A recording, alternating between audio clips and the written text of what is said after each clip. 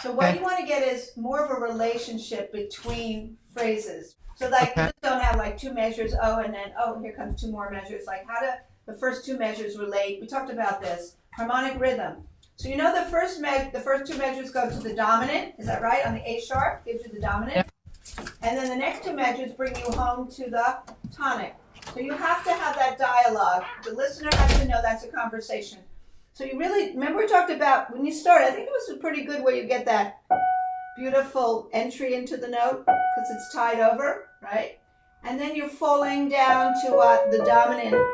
You have to imagine the dominant now, right? Now again, delay this, and then think this dominant is going to fall down to what? Because I didn't get the relationship of those two things. Each time you play those F sharps, are you going to come in with a delay so that they're tied over instead of sort of die too soon? Are you coming in with a delay on the F sharps? Yeah, they're all tied over F sharps. For the first three F sharps are tied over. So if they just come like this, it's like, what happened? You know, you have to. Now the left hand helps you to do that, right? Now watch. You're listening to the decay and then delay, right? And now what did we decide to bring out this, right? And then this falls down to this, yeah? Okay. So already there's a relationship between what? The separated notes and the connected notes. And then you're gonna fall down and be very sad, be sad. Here's the same thing again, dominant. Now answer that, answer it, even with one hand. Okay, now this, remember what we did here, we started less. Where did we go? We went to the destination is G, right? And then we fell down. Lift your hand. Okay, so that the relationships between measures are important. The other thing was, suddenly this got kind of fast when you did this. Why was it so fast? It got very fast suddenly. In other words, now over here, the motion is.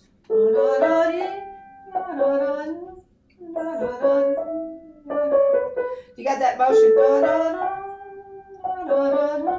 What's the destination notes? The G, the F sharp. Right, so make sure you're like doing this little circular motion to arrive at the long notes. You want to make sure the listener knows the choreography of the sound, you know, there. But that's the main thing. I'm going to do a blog on destination notes. That's exactly what you need to know.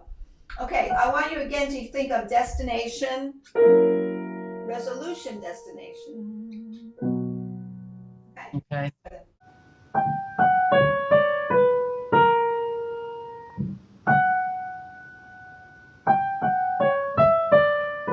Better. Let's do the second one. Sad. Oh, I'm so sad. Now that was much sadder than all the others. Right, maybe it's just that little delay at the end. You know, you're just sort of melting it down, like you're so sad. I'm so sad. Now on the first half, on that A sharp, it is a destination note, but try not to be too quick into that note, you know, so it becomes a finger poked note. Can you come under the note, come under it more? Just under it more. Are you using a longer finger for that A sharp? I'd use a longer finger coming into it, you know, longer finger instead of a round finger. I'm using a 2. Better. 2 is right. We're using a longer 2, right? Your finger is lengthened a bit. Is that right? Yeah. That makes a better sound for that note, yes. Okay. But you can see why, because if you start coming in with a round finger, you're going to get, this is the tendency, is this kind of sound. See? Which you don't want, right? The timbre of the A sharp. Now it's better. And then, see, that's super better. And I think the other critical, this is very hard measures, really they are. The critical thing is how you enter your tied over F sharps too. Because they have to have enough sound so that when they decay, you have something left to fall down after them, right? If Yeah. it's just like this, what are you going to do now? Then this is going to pop out over it, right? So it needs enough what? It needs enough breath in it, oxygen, so that you have enough to then carry you down to the A sharp. Same thing with the next part. It has enough to carry you down to the B. But the second one is less than the first. The second group is less than the first. Okay. But it's traveling down to the resolution note. Okay, what note popped out that you don't want to pop out there? One note popped out on you. What was it? Do you know? The thumb. When you came around the corner to that thumb D, it popped out. So you want to lower your thumb. Oh, okay. It was here. Watch. It's right here. See? See? That D. That thumb has to be light. Coming out an angle with that thumb. Do you know what I'm saying? Where you come out. You can do little shaping, but you don't want any darting accents coming into that. You know what I mean? This is what you need to practice. 3, 2, 1, 4, 2, soft E, I, sing while you play. How you want to sing that line, that little scale. That's a harmonic. Harmonic minor, is it not? Yeah, harmonic minor. That little harmonic minor passage there. Practice it with 3, 2, 1, 4, 2, right there. Because you do have to shape it a little, but you don't want any notes popping out through that, beautiful curvy coming down. You can be curvy without things intruding on accents, you know what I mean? Keep it curvy, but not anything angular. All the destination notes, here again the word destination, the dotted quarters have to lift up. They don't want to be smacked or come in too soon on them. Don't come in too soon on them either. That's better. Careful of here. What are your destination notes? Are A sharp, so you don't want to hear too many C sharps in between, do you? You're leaning towards A sharp, G, F sharp. It's really, you want to hear this. T, lean, less. I'm dividing my hands. But that's exactly what you want to do. Right, that F sharp has to be less than the G. Ooh, ah, ooh, ah, ooh, ee, ah, ooh, ah. Yeah.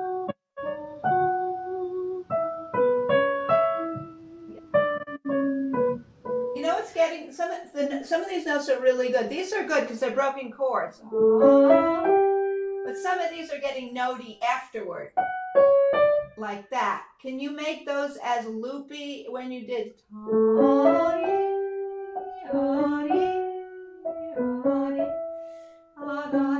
you know what I mean? All of the eighth notes are loopy too. A sharp, and he also has a little ritenuto there. You notice a little broadening on the A sharp, G, F sharp. It's so easy for two B's that are next to each other to sound very tapped out, like Rosie the Riveter kind of sound. But you know what the difficulty is? That one is an eighth note and one is going to the destination longer note. So you have to know how to play it so we don't think they're the same note values, like so that needs to be practiced. That's hard. Let's see, you're on finger number 4 here. You're on 4. Watch. See how I do it? Watch. Watch what I do. Light. What do I do? What do I do? Can you see? Yeah. Really? Wrist. Remember the paintbrush strokes we rehearsed in the Bach? The paintbrush? Yeah, I'm trying to.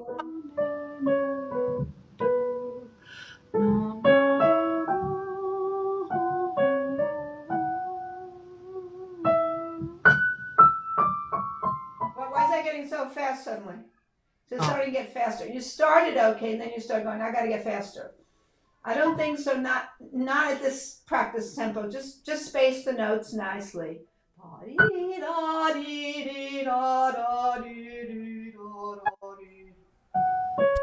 Yeah, let's do that. That's a big upbeat. Is that a big upbeat to the like beginning? Yeah, it's a big improvisation, and it just lets go there, doesn't it? Because it gets very high. Okay. So what's your destination again? What's your destination? Is all of that is a big, big, gigantic upbeat to the dominant. Remember, all along he's been going. Now da da dee, long upbeat. The destination da dee da dee da da da dee da da da da da.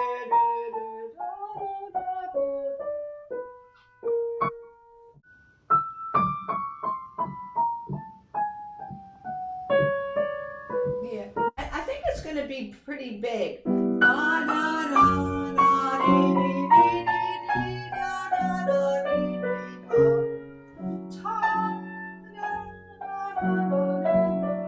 This is a bigger dynamic level here. This is big.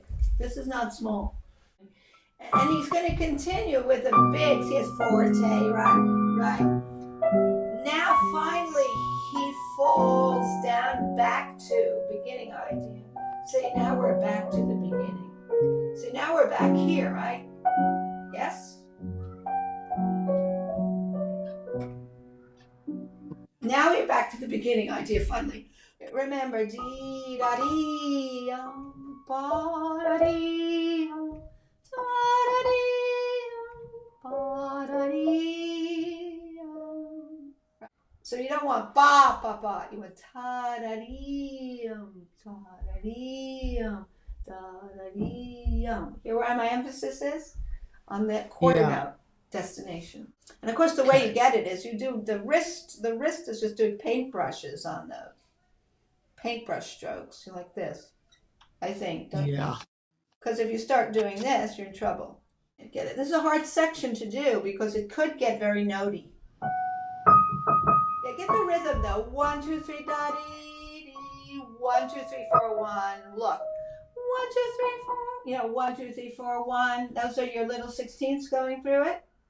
You have to know that it's exactly a dotted 8/16th rhythm, not anything different. So when you're slow, you're going 1, 2, 3, ta dee da. 1, 2, 3, 4, right? 1, 2, 3, 4, da da. 1, 2, 3, da dee da. 1, 2, 3, pa dee da. 1, 2, 3, da dee da. Expanded. Da da da da da dee. Don't let them get crowded.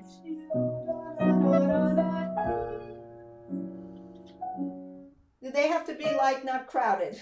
Or you're now going, look. Am I holding 1, 2, 3, 1, 2, 3. I'm just saying hold the dotted eighth part of the dotted 8/16 for its full value. Down over the measure to the quarter note that follows each measure, right? Fall down. Make sure you fall down. Ti da ti less. Ba da di less. Da da da less. Da da di less. Da da da di. And of course, when you'll add the pedal, it'll also make it more like bell sounds. You know, like bells? You get softer. Watch. Ta da da less. Da da da.